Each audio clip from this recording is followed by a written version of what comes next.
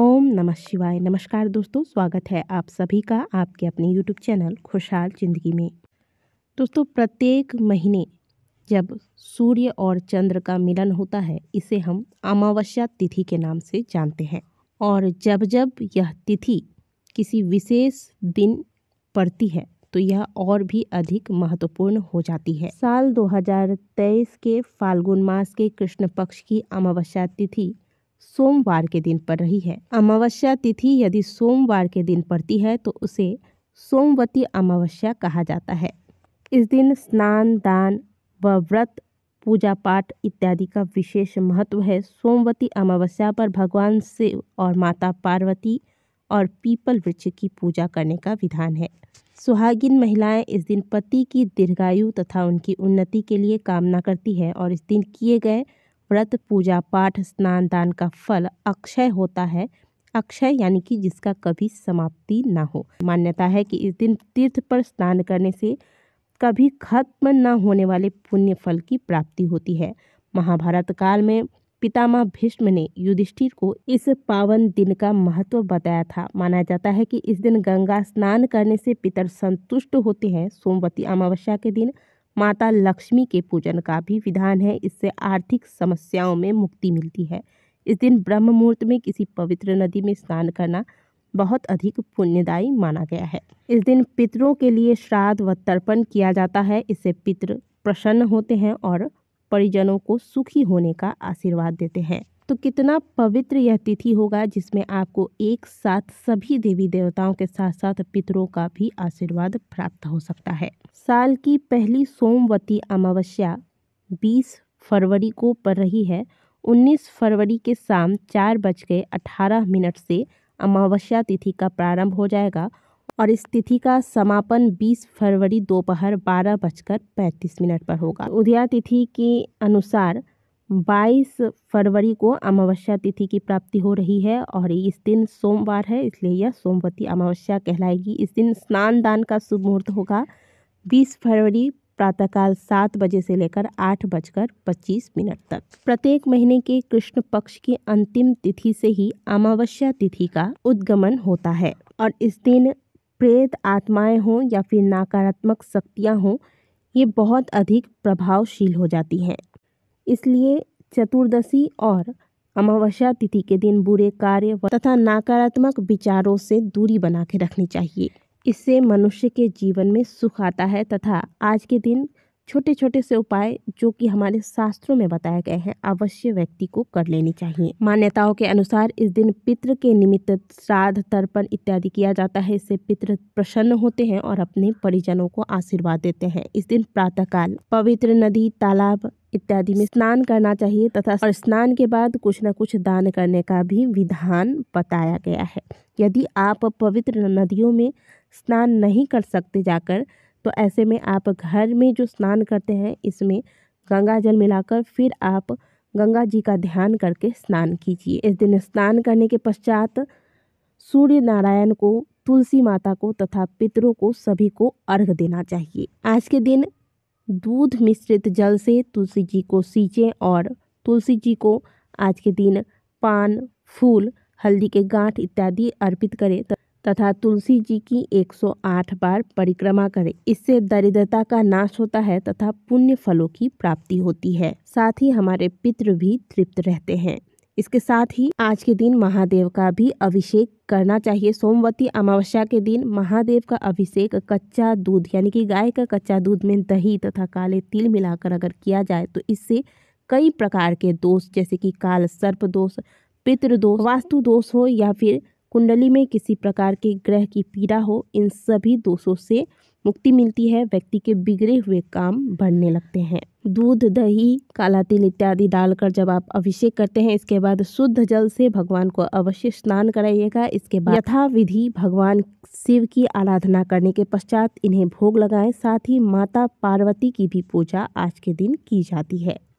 तो शिव के साथ साथ आज के दिन माता पार्वती की भी आरती करें और पूरे दिन ओम नमः शिवाय या फिर श्री शिवाय नमस्तुभ्यम का ध्यान करते रहें। यदि व्रत करते हैं तो अच्छी बात है, व्रत नहीं करते तो आज के दिन शुद्ध सात्विक भोजन ले भोजन में प्याज, लहसुन, मांस, मदिरा का त्याग किया जाता है। क्योंकि अमावस्या तिथि पितरों की तिथि होती है, ऐसे में पितरों के आत्मा शांति के लिए श्राद्ध, तर्पण इत्यादि किए जाते हैं। इससे पितृदोष से मुक्ति मिलती है। और कैसे जाने कि घर में पितृदोष लगा है? पितृदोष लगने से घर में अकारण ही लोग बीमार होते हैं, घर में कलेश का माहौल रहता है, घर में कोई विवाह योग्य लड़की है या लड़का है, उनका विवाह होते होते रुक जाता है, विवाह तय नहीं हो पाता, घर के सदस्यों की तरक्की रुक जाती है, या फिर किसी भी कार्य में बार बार विघ्न का आना, ये सभी संकेत देते हैं कि आपके घर में पितृदोष लगा है। और पितृदोष जब आपको लग जाता है तो आपके जीवन में तरक्की के सारे रास्ते बंद हो जाते हैं। इसीलिए जीवन में बहुत आवश्यक है देवी देवताओं के आशीर्वाद के साथ साथ पितरों का आशीर्वाद प्राप्त करना। तो पितरों के आशीर्वाद प्राप्त करने के लिए आज के दिन कुछ छोटे छोटे से उपाय किए जा सकते हैं। सोमवती अमावस्या के दिन पितरों का ध्यान करते हुए गंगा जल में काला तिल, गाय का कच्चा दूध, मिश्री, चावल, सफेद पुष्प एक लोटे में डालकर सोमवती अमावस्या के दिन पितरों का ध्यान करते हुए पीपल वृक्ष में ओम पितृभ्यो नमः मंत्र का जाप करें। साथ ही आज के दिन पीपल वृक्ष लगाना भी बहुत शुभ माना गया है, इससे भी पितरों की कृपा प्राप्त होती है। सोमवती अमावस्या के दिन भूल से भी महिलाएं बाल मत धोइएगा। सुहागिन महिलाएं पीपल वृक्ष में भगवान श्री हरि विष्णु और माता लक्ष्मी की पूजा करें, 5 प्रकार के फल चढ़ाएं और साथ ही कच्चे सूत को लेकर पीपल वृक्ष की 108 परिक्रमा करते हुए कच्चे सूत को बांधे। देखिए, गांठ नहीं लगानी चाहिए। जब भी आप सूत लेकर फेरे लगाते हैं किसी भी वृक्ष की, तो इसमें गांठ नहीं बांधनी चाहिए, आप इसे लपेट कर छोड़ दें, ठीक है। और फेरी लगाते वक्त आपको बात नहीं करनी चाहिए, बिल्कुल मौन होकर फेरी लगाएं। इससे महिलाओं के सौभाग्य में वृद्धि होती है। भगवान श्री हरि विष्णु, माता लक्ष्मी की कृपा के साथ साथ ही महिलाओं को पितरों की कृपा प्राप्त होती है और घर में खुशहाली का माहौल बना रहता है। महिलाओं के सौभाग्य में वृद्धि होती है। पीपल वृक्ष के नीचे आज के दिन बैठकर यदि ओम नमः शिवाय या फिर हनुमान चालीसा, और अगर आप शनि दोष से पीड़ित है तो शनि के मंत्र का जाप किया जाए तो जीवन की बड़ी से बड़ी समस्याएं समाप्त हो जाती है।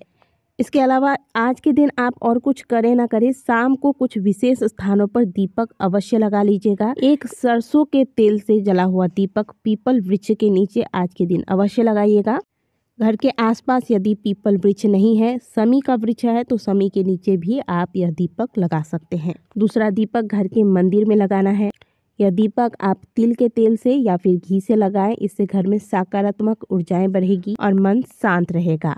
एक दीपक आपको घर के आंगन में यानी कि तुलसी जी के समक्ष लगाना है। तुलसी के नीचे जब भी आप दीपक लगाएं तो इसमें गोल बाती का प्रयोग कीजिएगा, इसका ध्यान रखें। इसके अलावा एक दीपक आपको घर के मुख्य द्वार पर लगाना है, इससे घर के अंदर कोई भी नकारात्मक ऊर्जाएं प्रवेश नहीं कर पाएंगी। एक दीपक आपको घर के दक्षिण दिशा में लगाना है। इस दीपक का मुंह भी दक्षिण दिशा की ओर होगा और आपको दक्षिण मुखी होकर ही यह दीपक लगाना है, क्योंकि यह दीपक पितरों के निमित्त लगाना है और पितरों की दिशा जो है वह दक्षिण दिशा है। एक दीपक घर के रसोई में लगाइएगा, यहाँ माता अन्नपूर्णा का वास होता है और माता इससे प्रसन्न होती है।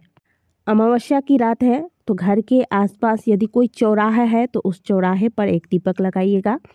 ये नहीं कर सकते तो घर के आसपास यदि कोई मंदिर है, कोई शिवाला है, तो वहाँ जाकर आप यह दीपक लगा सकते हैं। इसके अलावा जैसा कि मैंने पिछले बार भी आपको अमावस्या में बताया था कि आज की पहली रोटी गौ माता को देनी है और रात में जो आप अंतिम रोटी बनाते हैं इसमें आप सरसों का तेल लगाकर फिर काले कुत्ते को खिलाइएगा। इससे आपके दुश्मन शांत होंगे तथा शनि संबंधित जो भी समस्याएं जीवन में चल रही हैं वो भी समाप्त होंगी। इसके अलावा यदि घर में कोई गर्भवती महिला है, कोई नवजात शिशु है, इसे कोई नवविवाहिता है, तो रात को बेवजह घर के बाहर इधर उधर या फिर छत पर घूमने से बचे, क्योंकि जैसा कि हमने आपको बताया कि आज के दिन नकारात्मक शक्तियाँ प्रबल रहती हैं, तो इसका भी ध्यान अवश्य रखिएगा। तो ये छोटे छोटे से कार्य सोमवती अमावस्या के दिन अवश्य कर लीजिएगा, जिससे कि देवी देवताओं के साथ साथ पितरों की भी कृपा आपको प्राप्त हो और जीवन सुखमय हो। दी गई जानकारी अच्छी लगी है तो वीडियो को लाइक कीजिएगा, कमेंट बॉक्स में हर हर महादेव अवश्य लिखिएगा।